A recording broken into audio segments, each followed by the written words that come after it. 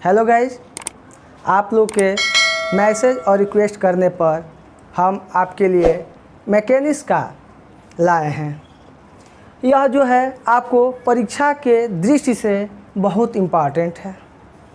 जितना भी पढ़ाया जाएगा इसी के अंतर्गत आपको पेपर में सारे क्वेश्चन आएंगे।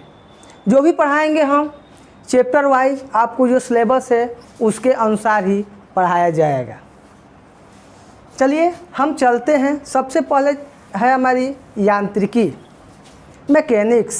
देखिए, पेपर की दृष्टि से पहला चैप्टर बहुत इम्पॉर्टेंट होता है आपके लिए, क्योंकि इससे आपके बहुत ज़्यादा क्वेश्चन तो नहीं, लेकिन कम से कम 1 से 2 क्वेश्चन आपको मिल जाते हैं। वह भी आपका जो रहता है पहला ही क्वेश्चन रहता है। इसके अंतर्गत देखिए क्या क्या आती है। मेन जो होता है आपका, सबसे पहले होता है कि यांत्रिकी किसे कहते हैं,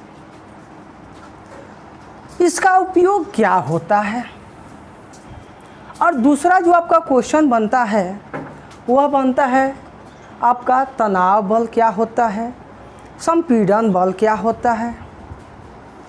अगला क्वेश्चन जो आपका बनता है बलों के भौतिक स्वतंत्रता का सिद्धांत, और अगला जो क्वेश्चन जो होता है वो होता है बलों को हस्तांतरशीलता का सिद्धांत। इतने क्वेश्चन आपके पहले चैप्टर से बनते हैं और इसी के अंतर्गत आपको पेपर में आता है। आइए सबसे पहले हम टॉपिक पर चलते हैं।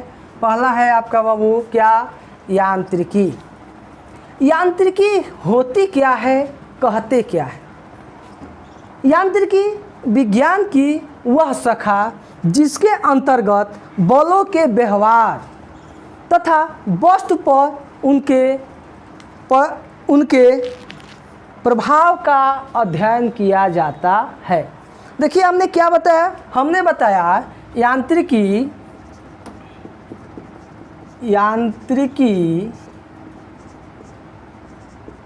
विज्ञान की वह शाखा है जिसके अंतर्गत बलों के व्यवहार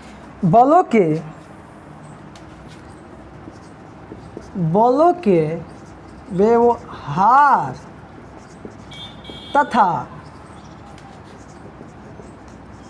वस्तु पर उनके प्रभाव का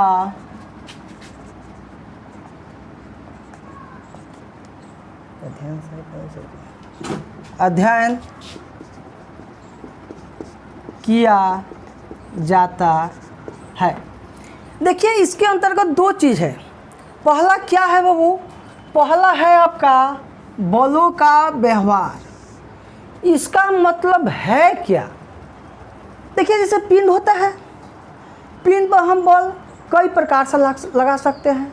जैसे किसी पिंड को बाहर से उसको दबाइए, यानी संपीड़न बल लगाइए, या उस पिंड को क्या कीजिए, खींचिए।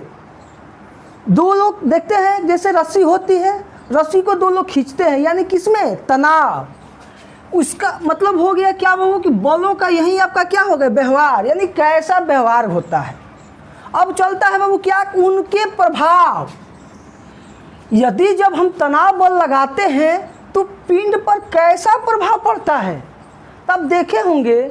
जैसे रबड़ हो गया, रबड़ को आप खींचेंगे तो देखेंगे क्या उसमें वृद्धि होती है, यानी क्या हो गया, उस पिंड पर उसका क्या पड़ गया, प्रभाव पड़ गया। या उसको दबाइए यानी संपीड़न बल लगाएंगे तो देखेंगे वो क्या होगा, छोटा होगा, यानी वो क्या कौन सा काम करेगा आपका, संपीड़न बल लगाएंगे तो वह पिंड आपका क्या होगा, छोटा होगा, सिकुड़ेगा। यही है क्या है यांत्रिकी की परिभाषा। यांत्रिकी विज्ञान की वह शाखा है जिसके अंतर्गत बलों के व्यवहार तथा वस्तु पर उनके प्रभाव का अध्ययन किया जाता है। अब आती है इसका वो कितने प्रकार के होते हैं। तो आपकी जो यांत्रिकी होती है दो प्रकार की होती है। यांत्रिकी के प्रकार, पहला जो होता है आपका वह होता है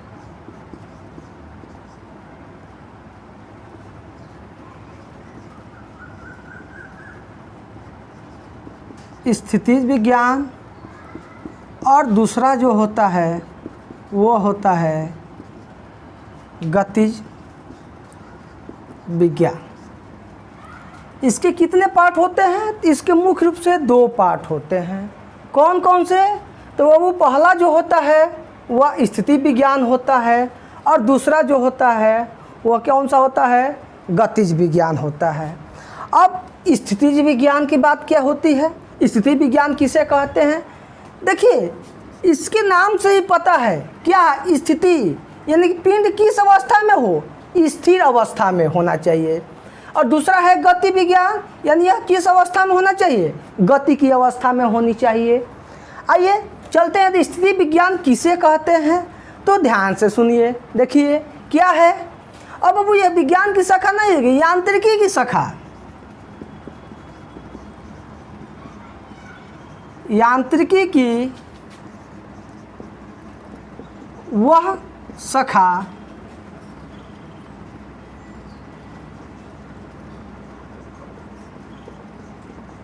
जिसमें वस्तु विरामा अवस्था में लगने वाले बलों का अध्ययन किया जाता है। देखिए यांत्रिकी की वह शाखा जिसमें वस्तु विरामा अवस्था में लगने वाले बलों का अध्ययन किया जाता है। अगला हमने बताया वो क्या? दूसरा आपका गतिज विज्ञान। यांत्रिकी की वह शाखा जिसमें गतिमान पिंडों पर लगने वाले बलों का अध्ययन किया जाता है। देखिए गतिज विज्ञान यांत्रिकी की वह शाखा जिसमें गतिमान पिंडों पर लगने वाले बलों का अध्ययन किया जाता है। यानी आपका क्या स्थिति विज्ञान हुआ? जो भी पिंड होंगे वो किस अवस्था में होंगे? स्थिर अवस्था में होंगे। स्थिर अवस्था में जो बल लगाएंगे उसका अध्ययन करेंगे। जैसे एग्जाम्पल के ले लीजिए, जैसे दीवार हो गया, दीवार पर हम क्या करते हैं? फोर्स अप्लाई करते हैं। फोर्स अप्लाई करते हैं तो कहीं कम फोर्स लगाएंगे तो दीवार पर कोई असर नहीं पड़ेगा। कहीं ज़्यादा फोर्स हो जाती है तो दीवार क्या होती है? टूट जाती है। यानी क्या हो गया? दीवार किस अवस्था में है? स्थिर की अवस्था में है। अब चलते हैं बहू आपका गतिमान की अवस्था में। जैसे आपका कोई गाड़ी है, आप चल रही है, उस अवस्था में आप क्या करते हैं? बल लगाते हैं। तो उस पर लगने वाले जो भी बल लगाएंगे उस पर अध्ययन किया जाएगा। वही आपका क्या होगा? गति विज्ञान होगा। अब आती है कि गति विज्ञान कितनी प्रकार की होती है? तो गति विज्ञान बाबू दो प्रकार की होती है। अब इसमें का भी दो पार्ट होते हैं।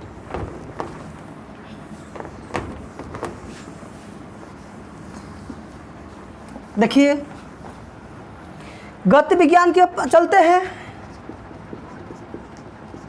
गतिज विज्ञान के प्रकार। पहला जो आपका होता है बाबू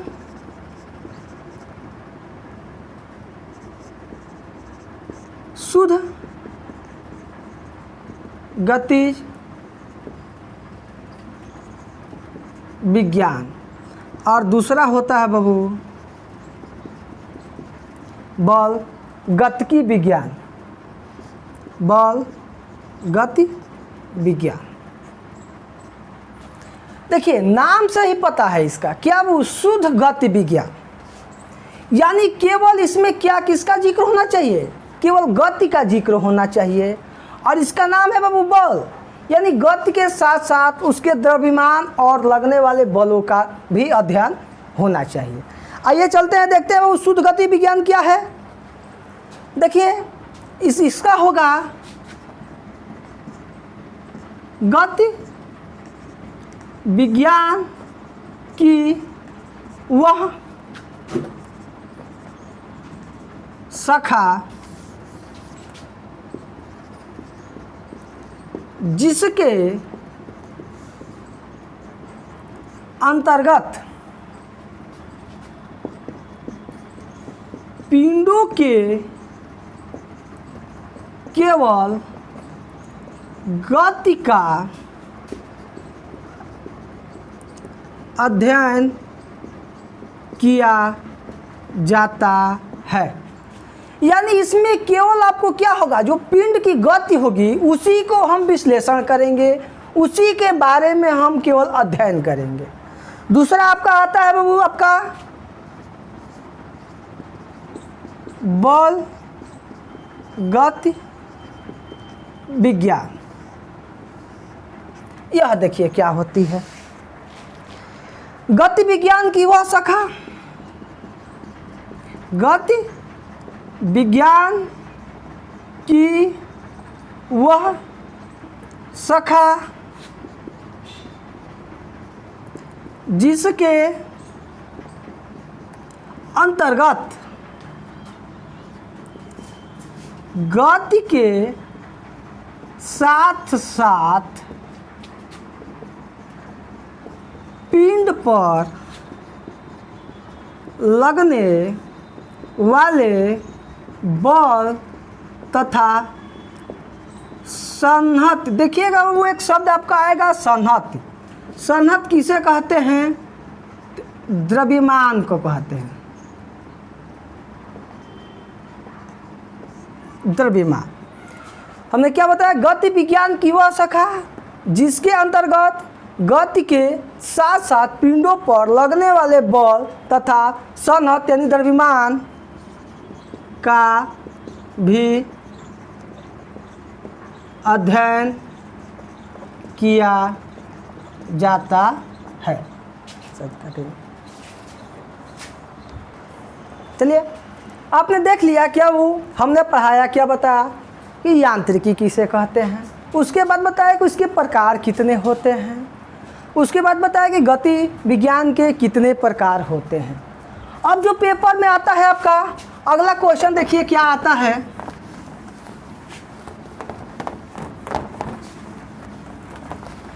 पेपर में आपको बहुत इम्पॉर्टेंट है, इन दोनों जो पढ़ाएंगे अब, इन दोनों क्वेश्चनों में से एक क्वेश्चन प्रत्येक साल आपको आता है। कोई ऐसा साल देखेंगे कि ऐसा नहीं हो सकता कि यह क्वेश्चन ना आया हो। अगला दोनों टॉपिक बहुत इम्पॉर्टेंट है एग्ज़ाम के दृष्टि से। आपका जो है क्या है बाबू, तो अगला है बलों के भौतिक स्वतंत्रता का सिद्धांत।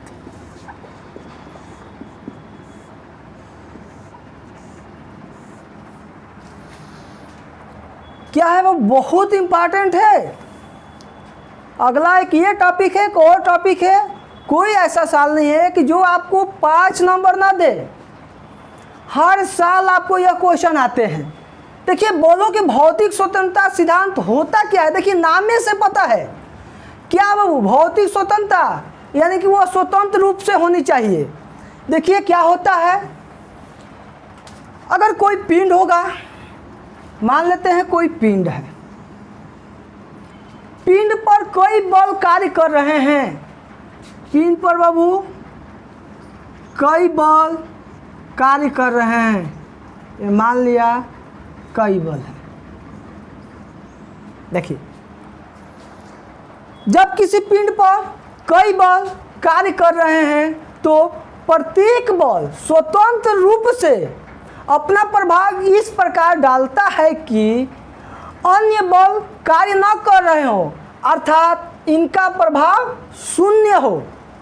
आइए नहीं समझे, इसके कहने का मतलब क्या है कि यह पिंड हो गया, पिंड पर कई बल देख लीजिए कई बल कार्य कर रहे हैं, यानी कि यह कार्य कर रहा है तो यह स्वतंत्र रूप से कार्य करे, इसको ऐसा महसूस हो कि अन्य बल कार्य ही नहीं कर रहे हैं।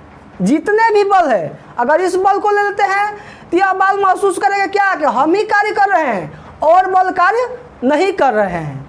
यानी हमने आपको क्या बताया बाबू, हम आपको यह बताया क्या कि किसी पिंड पर कई बल एक साथ कार्य कर रहे हैं तो प्रत्येक बल स्वतंत्र रूप से पिंड पर अपना प्रभाव इस प्रकार डालता है कि अन्य बल न लगे हो, अर्थात उनका प्रभाव शून्य हो।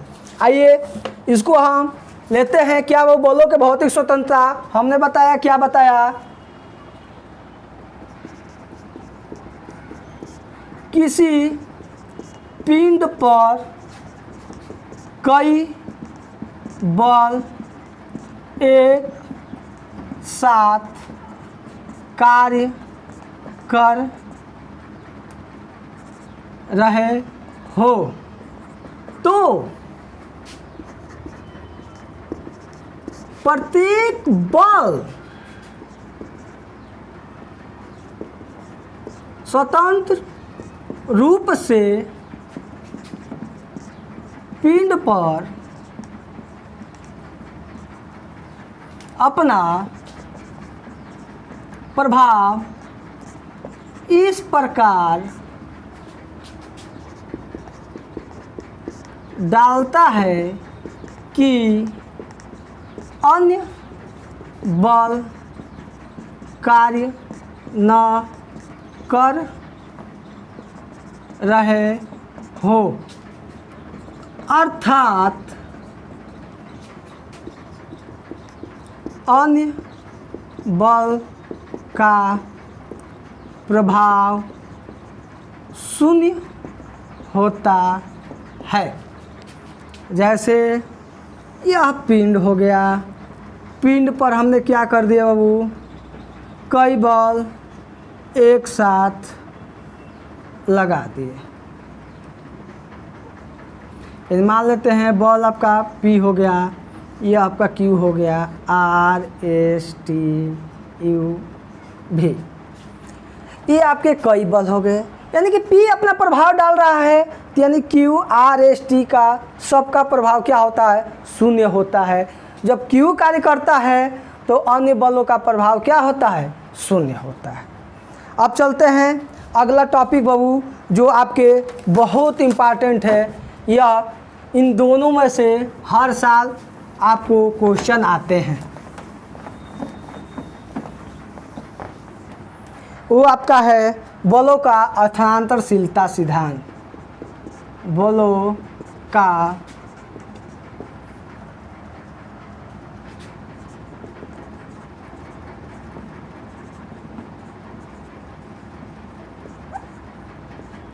स्थानांतरशीलता का सिद्धांत। अक्सर यह बाबू आपको देखेंगे कि बलों के भौतिक स्वतंत्रता और स्थानांतरशीलता सिद्धांत जो है हमेशा आपके पेपर में आते हैं। देखिए, स्थानांतरशीलता से पहले एक टॉपिक हमको जानना पड़ेगा, क्या कि बलों की क्रिया रेखा क्या होती है।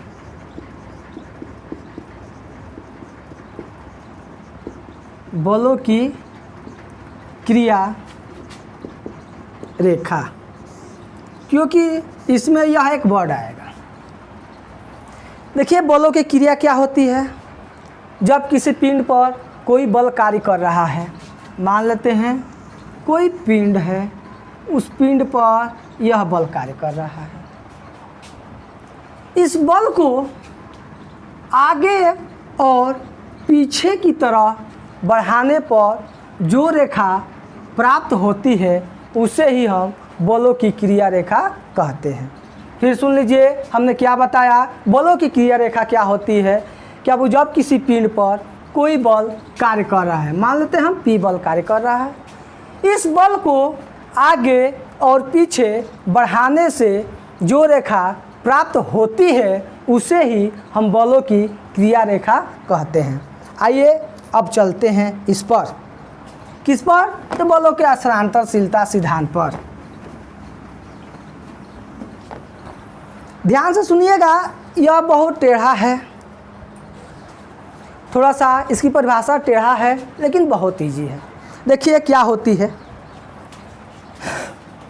जब किसी पिंड पर कोई बल कार्य कर रहा है, पहले फिगर पर देख लीजिए तब हम लिखवाते हैं, बताते हैं आपको। जब किसी पिंड पर कोई बल कार्य कर रहा है, मान लेते हैं यह हो गया, इस बिंदु पर हमारा ए बल कार्य कर रहा है। जब किसी पिंड पर कोई बल कार्य कर रहा है, इस बल के क्रिया रेखा के किसी अन्य बिंदु पर कार्य करता हुआ माना जा सकता है, जबकि यह बिंदु दृढ़ पिंड से जुड़ा हो।